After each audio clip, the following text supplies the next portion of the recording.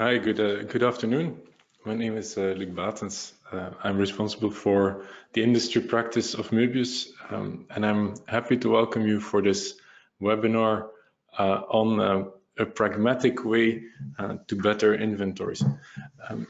I wanted to do this webinar, and I chose the topic of this webinar out of the observation that many companies talk about improving inventories and how they can or how they want to improve inventories, and they seem to be looking for ways. But I still have this feeling that there is a number of pragmatic, pretty easy, basic ways of improving inventories that are not applied as much as they could or as much as they should, and that is what I try to talk about in this in the next 45 minutes. As you have probably seen in the introduction, I've organized around 3 topics. Topic 1 is measure, then set targets, and then improve the supply chain. Right. I will start with measure. Right, and of course there are different ways to measure inventories. Some are more adopted or used than others, right? And I'll try to explain to you what I think would be the best measures for inventory. Of course, the first one that many companies will use, or almost all companies will use, would measure inventory value. Right? I think inventory value, of course, is a measure that you cannot avoid. It's a necessary measure because that's in the end what counts. It's the view of finance, and also it gives you the understanding of cash targets that are also related to inventory. So if you start increasing or reducing inventories, you are not just creating additional capital blocks, but you are creating positive or negative cash flows, right? And in many environments, the cash flow impact of increasing or decreasing inventories is a very important aspect. So it's important to have a good understanding, of course, of that inventory value. Inventory value, however, gives you has a few weaknesses or things that you don't actually see if you would just look at inventory value. The first one is the relationship with sales. Right? If you see high inventories, you might need high inventories because you want to serve a certain sales targets. Well, that of course you don't see by just looking at the inventory value itself. And then also inventory value does not give you a relationship with the service that you can actually offer. So it's a second weakness that is important if you would just look at inventory values. It's not because inventory value is high that you would actually have a good service level. And then the last one that's specific for inventory value as a metric is the depreciation effect. Right? So if you would just look at balance sheet numbers and look at inventories as they are reported by finance, you could see a kind of a biased view on inventories if certain inventories have already been depreciated. So slow turning inventories or inventories that stay in your balance sheet for a long time might disappear financially because they are depreciated, right? But still you have the inventory on hand, and at some point you have created or you have used cash to create it. That's number one, right? Number two, that is used very frequently would be inventory turns. So inventory turns is the number of times that your inventory turns over the year. Probably the clearest way of calculating inventory turns would be to compare inventory value to cost of goods sold, although some companies also do it related to sales. But of course, then you seem to come to a high turn because you compare to the revenue and not just the value of the goods. Inventory turns gives you already the advantage that inventories are then related to sales. So if you have higher sales, then you can also accept higher inventories. And it is also a number that's quite easy to benchmark. So you can actually compare your company to others to indicate if whether or not on a high level you are more or less efficient with inventories, right? To give you a kind of an idea, in our supply chain maturity survey, we did ask this question about inventory turns, and these are more or less the answers that we got. So average or median values, where you would see that on average our respondents answered about 5, an inventory turn of 5 in a median, right? Where of course food and beverage companies have significantly higher turns than pharma companies would have, for example, or chemical companies. Yeah, so it's an easy number. You can see it's quite easy to capture it. It's quite easy to calculate. It gives you an idea, right? The main weakness of inventory turns is of course the fact that it's a high level number, right? And as such, it does not actually give you a relationship with service. It's not because your inventory turns are lower that you actually have a better inventory, because you don't actually see whether you have the right inventory. Yeah, and that's where I think many supply chain people feel a need to add something to inventory metrics, because they know that yeah, but is it the right inventory that I actually have to serve my customers well? Okay. And then quite some companies I meet try to respond to that by separating or measuring specifically obsolete or slow-moving inventories in order to highlight and to work specifically on that inventory that is known to be inefficient. So inventory that has coverages that are much higher than the average, or inventory that hasn't moved in the last 6, 12 months or even longer. And they try to actually measure on that, right? Also probably trying to drive the reduction of that obsolete and slow-moving inventory, right? Of course, the good thing about it is that it tries to drive the bad inventory out, right? Making your entire inventory picture more healthy, right?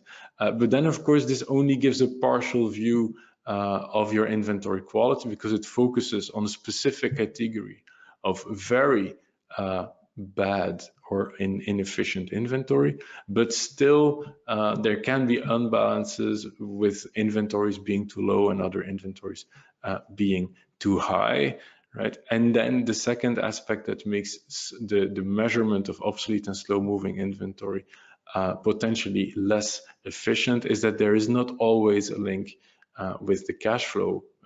Again, because of that depreciation aspect, maybe the inventory is already depreciated, or if you get rid of it, you might not generate the same margin or the same revenue as you would have generated with real product. So that's another aspect that makes it slow-moving obsolete inventory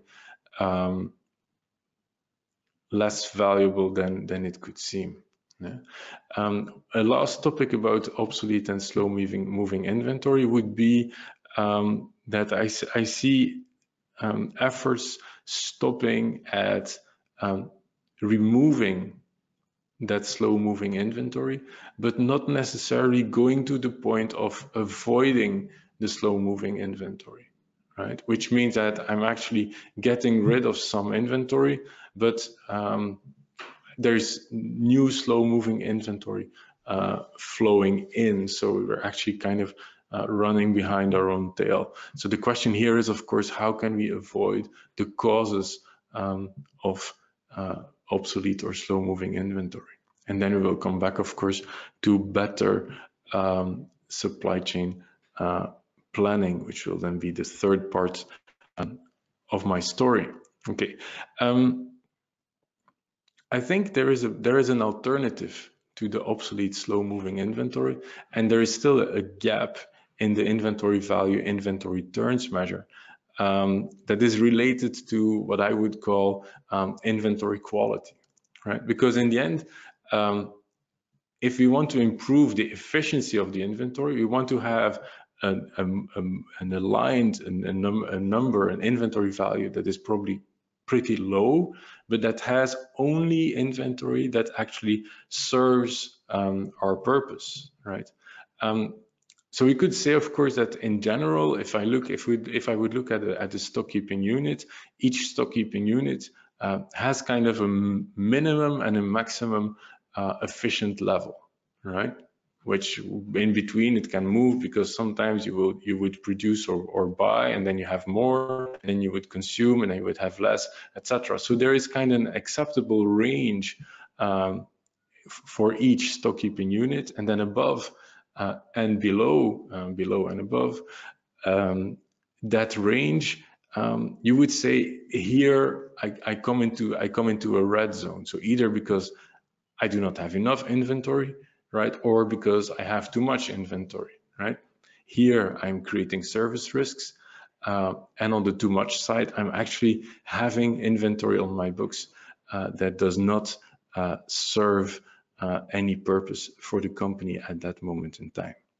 Yeah, and what you could actually do, and that's what I wanted to explain or illustrate, is you can actually measure for each stock keeping unit how its inventory is positioned against those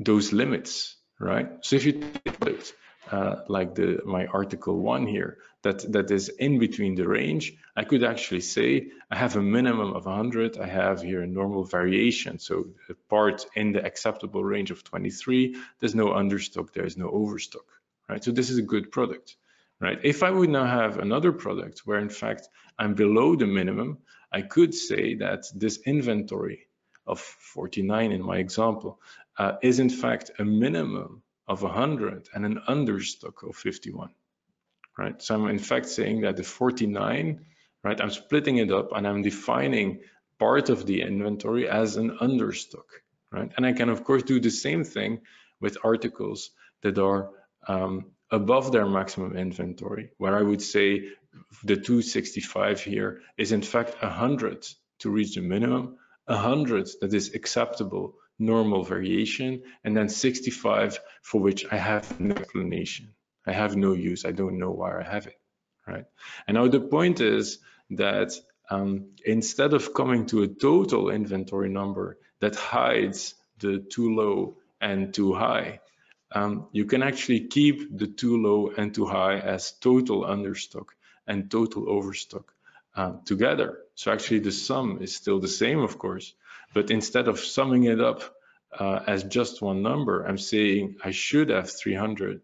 I have normal variation of 123 in my example, and then I have 65 too much and 51 too little, right? Which could even come to an inventory quality number if you would want to summarize this into one number. That would be, in this case, an inventory quality of 73%, which is basically the sum of the 65 plus 51 divided by the total 437, right? 1 minus this, of course, right? So this would actually mean that I can indicate what percentage of my actual inventory, or at which point my actual inventory is balanced with regards to my service targets and the utilization of that inventory. Yeah. So the main point here, of course, or the main lesson is, if we manage to not confuse understocks and overstocks, but separate them out of the total inventory, we can actually show at which point the inventory that we have is serving our purpose, or at which point, in fact, we have inventory for which we have no need. Yeah. This is, of course, now one point. What becomes interesting, or what is interesting, is to monitor also this indicator over time, where you could imagine seeing a graph like this. So in fact, for every time period, right, you could show those different parts of the inventory separately, right? Potentially with showing the inventory and then showing in fact the evolution of that inventory balance over time, right? So what you would see here is that, for example, at this moment in time, I had almost no understocks. So I'm pretty healthy in terms of service, but my overstock has gone up, right? And then from this period to this period, while my actual inventory has gone down, in fact, my inventory has become less healthy than it was before because the overstock has basically stayed and the inventory, the understock has gone up, right? So in this way, you can come to a situation where you can actually measure with a measure or with a graph the overall quality of the inventory, right? Which would bring me to what I suggest as the right balance or the balanced set of inventory metrics or measures is, of course, to measure the value and the turns because that gives you a high level picture. But then add to that the inventory quality metric, right? That actually shows you overstocks and understocks separately, right? That allows to show you, of course, the top-down number, but also bottom-up how that inventory is actually composed without having to look into too many numbers. It's still something that you can show and that is easily understandable. Of course, this requires a little bit more understanding of the supply chain as such, right? And it requires to have targets per stock keeping unit. Yeah. Sometimes I get questions on, well, if you want to measure, shouldn't you define the targets up front? Where my experience shows now that in fact, it is very important, it's more important to start making the inventory balance visible than to discuss immediately about the targets, right? Because the target inventories as such can seem a little bit of a theoretical number, especially if you need them on a very detailed level. And it's only when you start using them to report and to guide decisions that they have a sense. Yeah? So my point of view now is that it's better to have an imprecise target that you start using to measure and then discuss whether that target is actually the right one, right? And improve the target based on the measure, then spending time at first on defining an inventory target, but not have any way to actually use that target into visualization or into monitoring, right? So this for me, part one. If we want to manage inventory closely, the two first metrics are needed, but not sufficient. We need a third metric that allows us to actually measure whether the inventory we have is the inventory we need. That's one. Second part, of course, is, well, we use here in inventory quality to get an understanding of inventory quality, we need a target, right? And if we don't have a smart target, a target that we have actually worked on, we will still have difficulties to get to efficient inventory utilization. And also there, I think there's quite a well-documented way of defining inventory targets that is not always used, right? And I think step number one to come to good targets is to define them. And I'm personally convinced that the only way to calculate them or to define them is in a bottom-up way. Bottom-up meaning on a stock keeping unit level and based on the function of that inventory, right? And you can actually consider that there's about 5 functions of inventory. The first one, I will not go into the detail of each of the functions. The first one being safety stock. Safety stock can be calculated based on the understanding of the variability, be it forecast accuracy, be it supply variability. There are formulas known, documented in different versions, so it's not necessarily the topic of today to go into those formulas. What is important is to define a safety stock and to do that based on a clear, rational approach that makes at the uncertainties you're actually trying to cover. That's the main thing about defining a safety stock. Yeah? And to my opinion, it's something that is inevitable. If you don't do this work of defining safety stocks based on a solid approach, the rest of the system will have difficulties to work. Right. The same thing would happen with cycle stocks or stocks related to lot sizes, where also their formulas are abound, are known, are probably less easy to apply than the safety stock formula because the parameters themselves are not very obvious, right? But then again, my conviction is that you can get pretty close in defining cycle stocks by just using agreed lot sizes, because in many cases lot sizes are imposed or are pre-agreed, be it production lot sizes, be it supply lot sizes with suppliers. And then another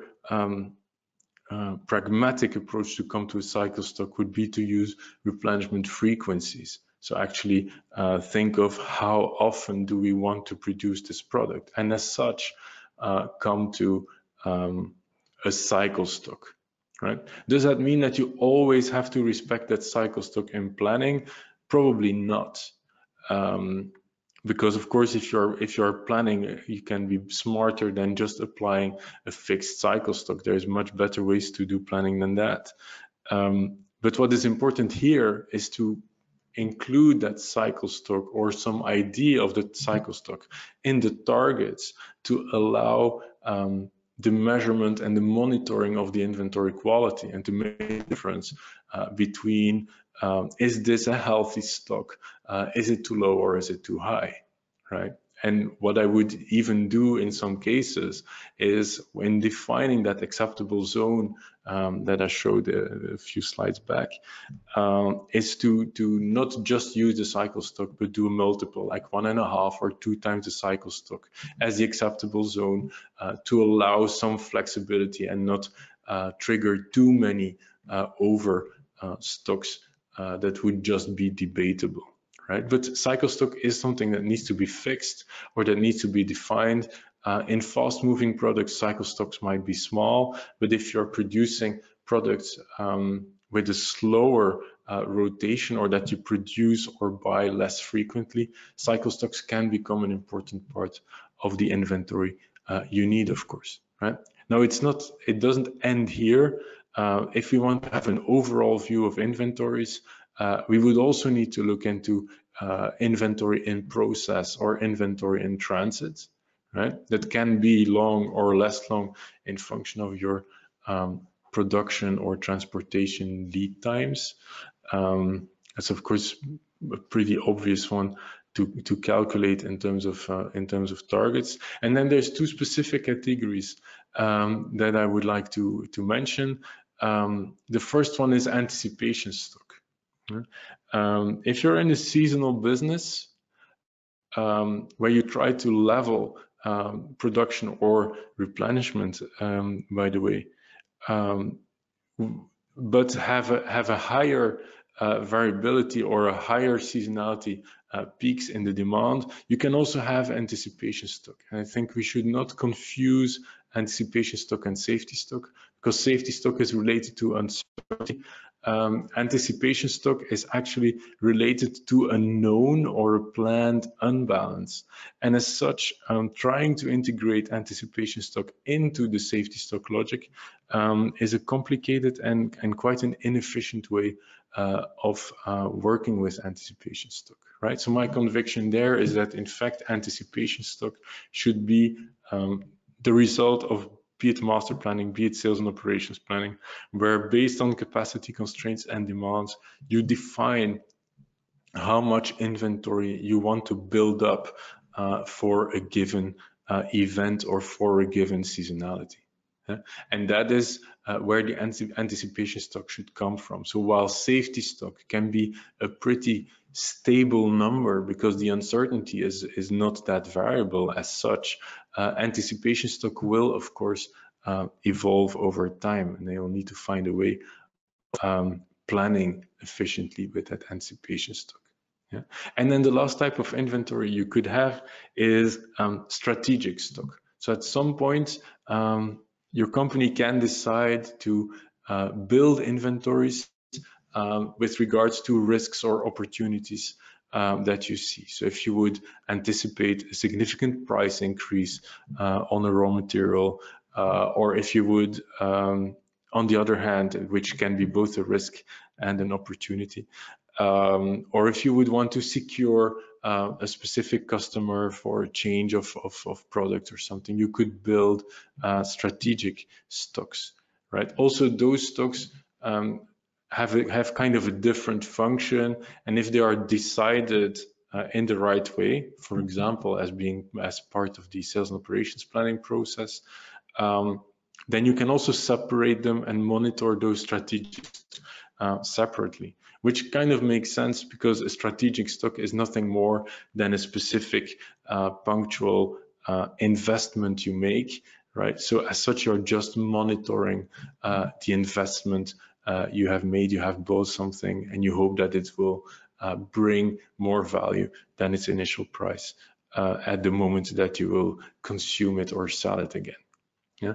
What is important again here for me is the fact that defining that bottom-up target is something that does take some time, right? That does take some work, but none of this is rocket science. This is something that can be done with basic formulas, well-known approaches, and data that is mainly available, right? Or that should be mainly available. Yeah, I'm a fan of this bottom-up approach. First of all, because it gives very solid starting points, right? Also, because it forces a supply chain to look at problems or look at stuff that is just hidden in a system or hidden in a planning system, right? We notice that if we do this kind of calculations, that supplier lead times are unknown or supplier lead times have not been updated for a long time. So in fact, we are also planning on a day-to-day basis with wrong data, right? Which is in the day-to-day rush, not so easy to find, but once you start doing this calculation, saying then you would need so much inventory, that then in fact you go through the exercise of cleaning it up, of making sure that you know stuff. The same would be true for lot size agreements. The same would be true for variable prices, right? It also forces you to think about service targets. What is the right service level I actually want for a product, right? Or for a specific customer. And those things are also important if you want to go further and make the inventory utilization more efficient in general, right? So you cannot actually improve the efficiency of the inventories without thinking about these things, without knowing these numbers, right? But as long as you don't actually go through the exercise of trying to calculate that target, you can live with the fuzziness around these numbers. If you come to the point where you actually use those numbers to do some calculus and to come out with a proposal, you see that all of these unclarities around the basic parameters of your supply chain become inevitable. Yeah. Okay, now suppose you have this bottom-up target. Of course, you'll have to align your bottom-up target with the top-down target. Yeah? And I'm still convinced that the fact of having a top-down target is not a problem or does not block you from calculating a bottom-up target.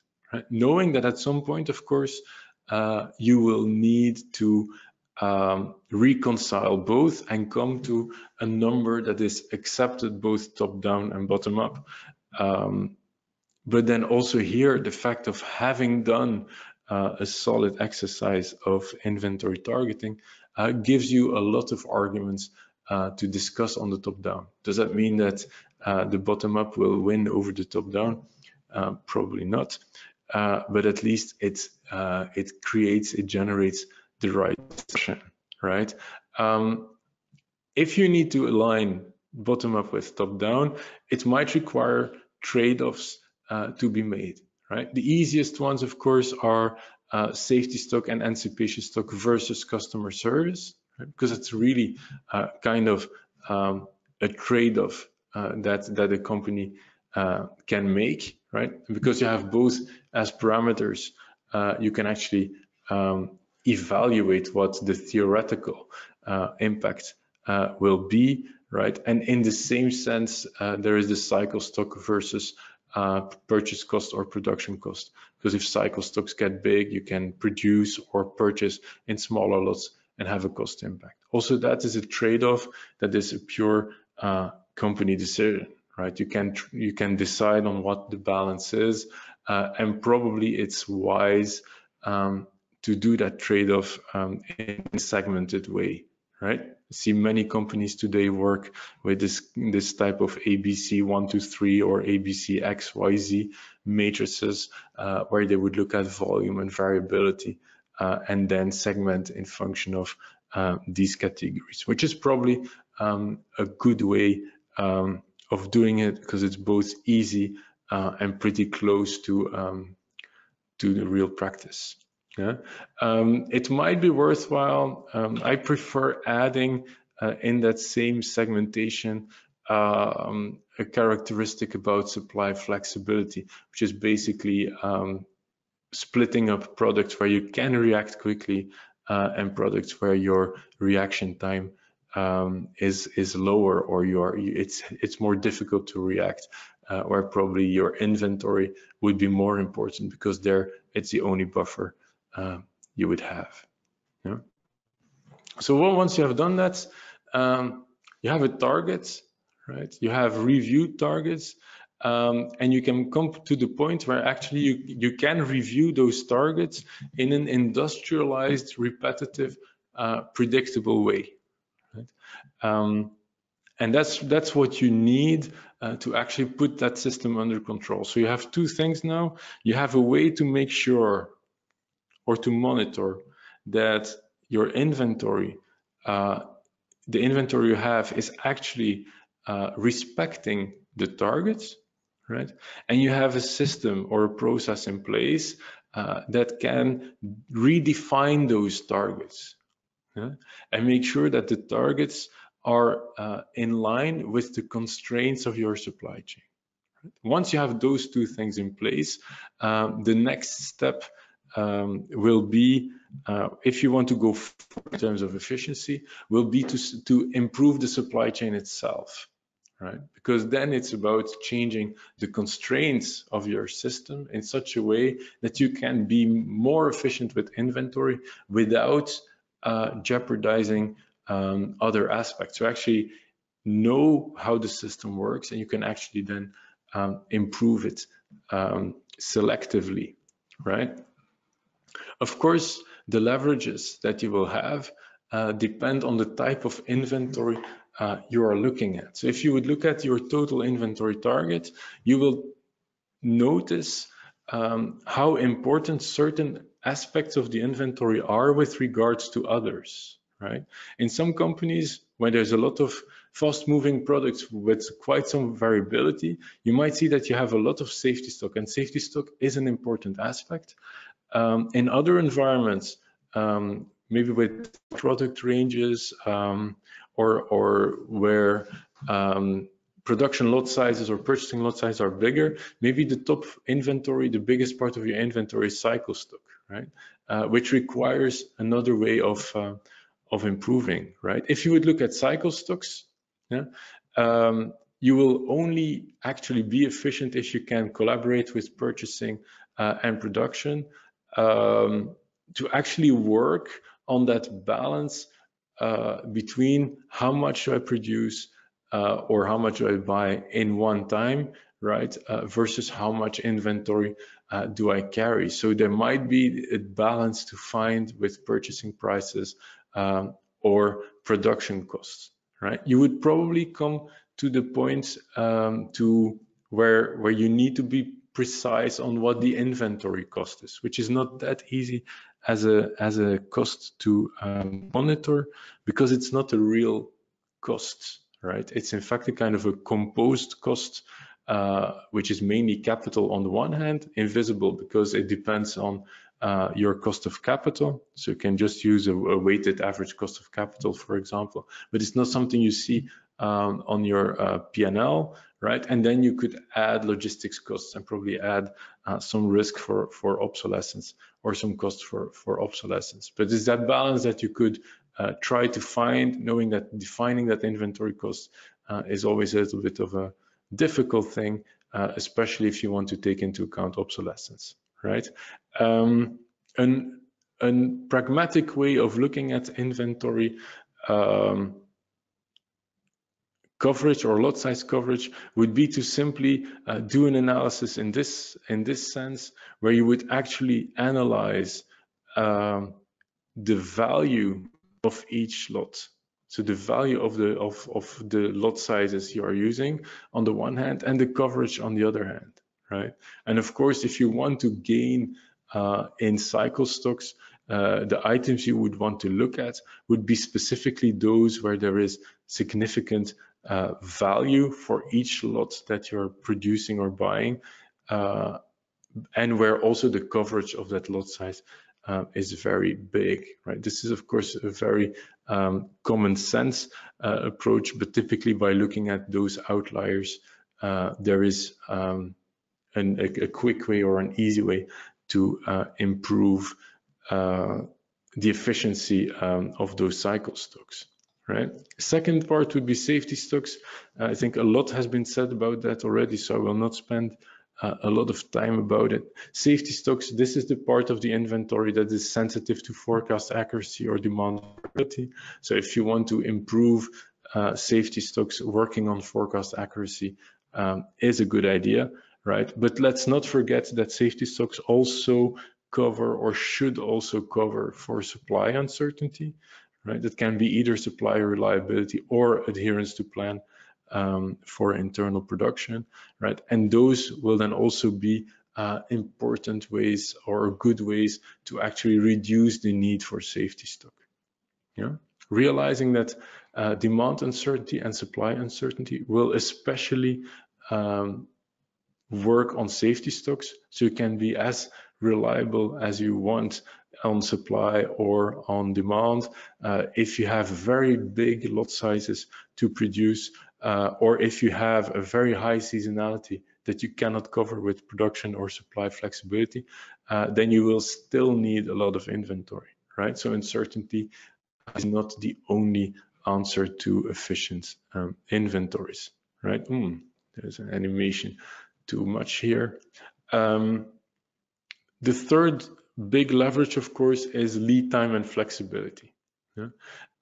If you can work on reducing lead times, be it in production, be it in supply, those lead times will help to need less safety stock and to have less inventory in the process itself, right? So if you see that lead times are a big driver in the total inventory, that would of course be an aspect to look into, right? The same can be true for flexibility, right? Then especially if you look at anticipation stocks, if you need a lot of inventory to cover for a seasonal peak, that would be in here.